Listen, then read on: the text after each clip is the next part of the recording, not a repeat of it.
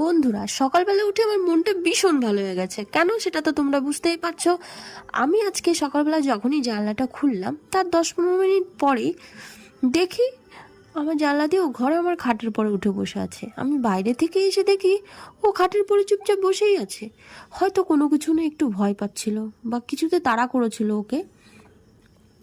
এবার আমি ওকে না হাতে নিয়ে অনেকক্ষণ ভাবছি কি করব।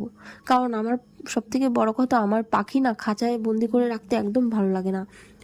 আমি হয়তো ওকে রাখতে পারতাম, কিন্তু মনে মনে ভাবছিলাম এটা তো আমি করব না। তাহলে কি করা যায়?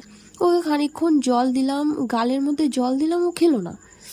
তারপরে আমি ওকে ওর খাবারগুলোই দিচ্ছিলাম, একটু বিস্কিট দিলাম, খেলো না।